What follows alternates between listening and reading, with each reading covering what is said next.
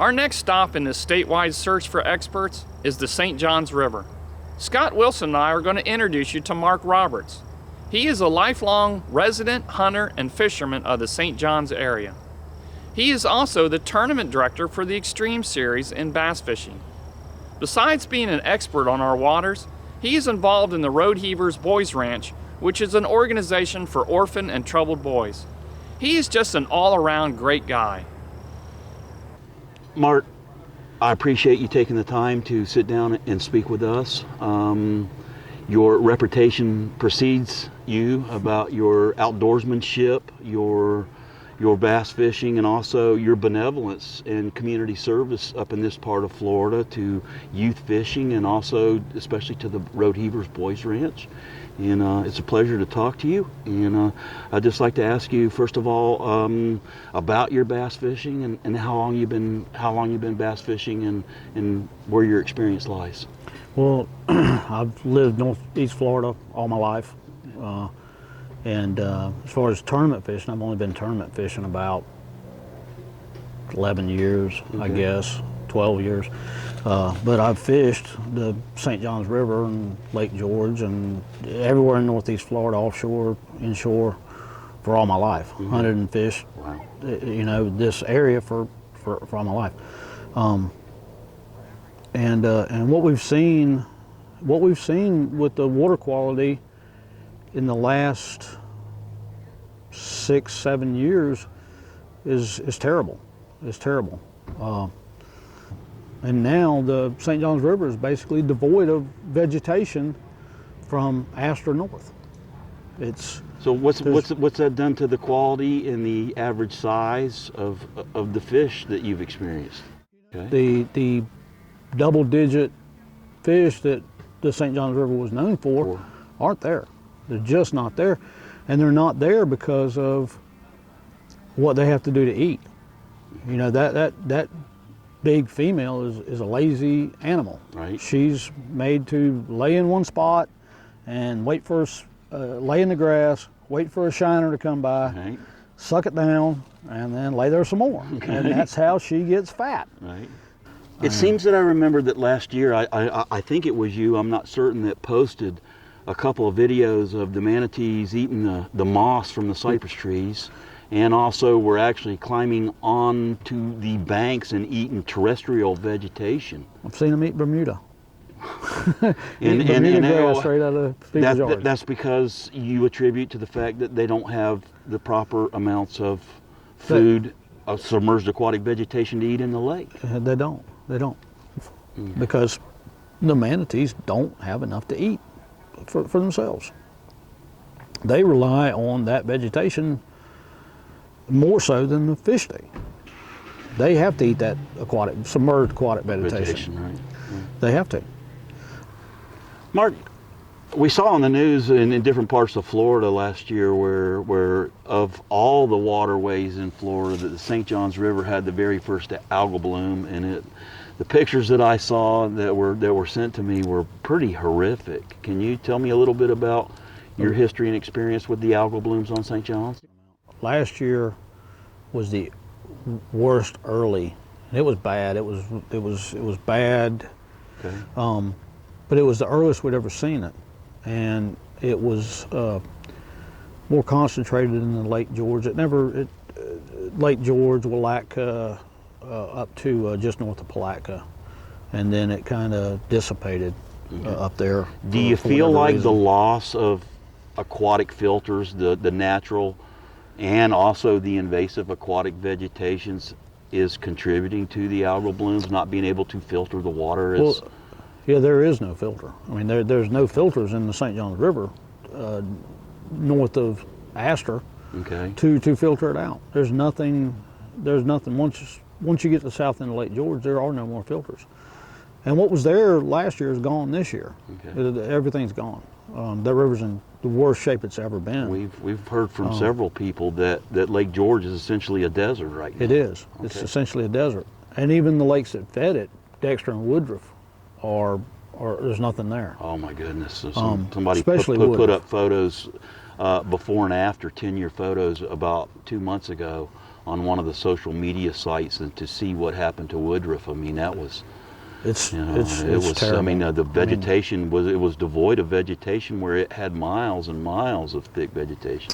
Listen, Mark, I know that you guys do sponsor and run some bass tournaments in this part of Florida. Can you tell me a little bit about the average bag, and has the catch stayed steady or decreased maybe some over the years? And I know that you guys just 20 minutes ago weighed in for a tournament here on Lake Santa Fe and had a little over 19 pounds in a 20 boat tournament to win.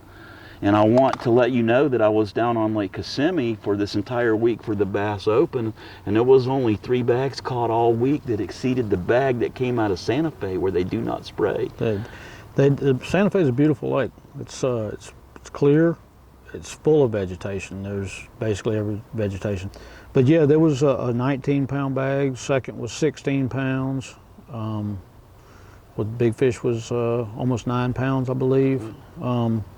It was really pretty quality fish, and as you remarked when you were watching it, the fish didn't have the sores on them. No, they didn't. The fish did not have the big lesions that you see from so many different waterways in Florida now. I was going to ask you about Lake George and St. Johns River in last year.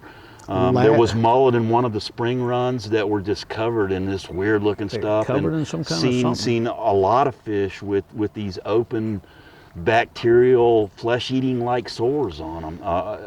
Has that increased over the last few years? Yes. Okay. Yep. Do you think that herbicides could play a role there? Could. We don't know. Okay. I mean, I'm not ready to fully blame. I'm not going to say. And I will not either. But something is. Okay. And it's something. So some kind of something going on with those big lesions. Well, we go back to the algae bloom.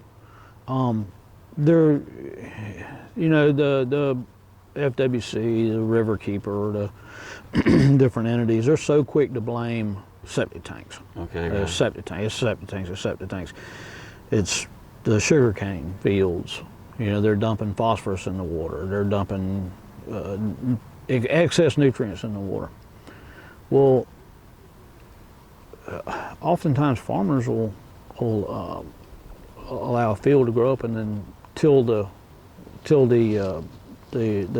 waste back into the soil. To replenish, right? Because to replenish the soil, because those are nutrients. Right. Okay, so they basically are tilling dead plants back into the soil because it's a nutrient. Okay, saves them on fertilizer. Isn't rotten spray? If we are spraying so much and all those decomposed plants are sinking to the bottom, isn't that a nutrient overload? Oh, absolutely. Isn't that the same thing as putting a compost heap in the middle of the river? You've lined the entire. What a perfect analogy. You've lined the entire river with a compost heap. Okay. And wonder why we've got excess nutrients. Well, that's our contention here, as well with this whole thing. Listen, there's great water groups across Florida, and most of them have their own pet peeves about what the nitrogen and the phosphorus loading sources are, whether it be the people against Mosaic or Septic or Big Ag or Big Sugar. But our contention is, just listen, the aquatic vegetation, whether it's invasive or not, addresses and filters the water, no matter what the pollution source. That's right. And and our contention is, letting the hydrilla grow and then managing the hydrilla mechanically to continually, not killing the hydrilla, but essentially these harvesters mow it down and they take this plant out of the lake and it removes this legacy nitrogen and phosphorus buildup out of the lake systematically.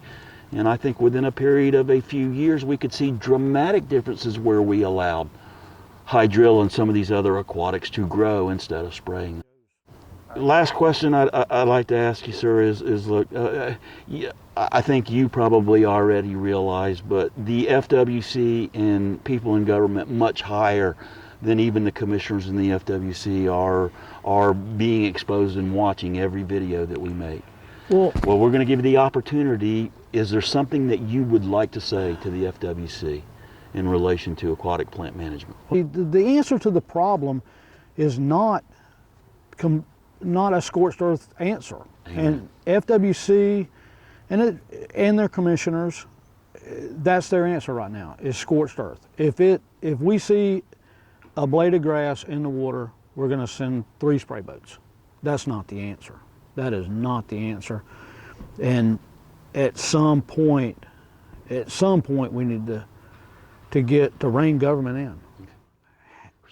You know what one of the main problems is with FWC is we've got a biologist up here, and he's a pretty good guy, and he's pretty good guy to talk to. But I begged him and begged him and begged him to go fishing. Hey, come on, get in the boat. I will take you. Let's go. Let me go show you what's going on. Let me show you the state of this river. No, I can't. I got a meeting. No, I can't. I got to do this. No, I can't go. I got to do this. How can you be a fisheries biologist and not spend time on the water? Sir, I'm gonna put this out there. One of the well, actually, the main in charge of the section of invasive aquatic plant management.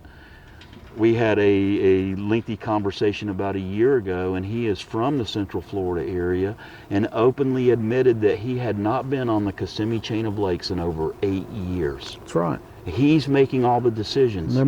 How can they make those decisions without at least going out on a boat once a year and see what's happening? Well, and that's the problem with the FWC. And I realized that, I think it was I can't remember which meeting it was. It might have been St. Augustine meeting. I don't remember anyway. When we stood there and we all took our turn talking, but something struck me looking at the FWC commissioners. See all these wrinkles we got? Yes, sir. And all these too much time in the sun. And that's one thing that struck me about FWC commissioners. None of them have the look of somebody that spent way too much time in the sun. They don't. They've all got the look of a CEO sitting in an office somewhere. Because that's what they do. Because that's what they do. They have no idea what's going on in the natural world. They write the prescriptions. That's all they do. And that's the main thing I left that St. Augustine meeting. That was the main thing that stuck with me. Wow, that's great. Well, Mark, I sincerely appreciate you taking your time and effort to sit down and speak with us. This has been amazing. Anytime, Scott. I appreciate you, sir. All right, thank you. God bless you.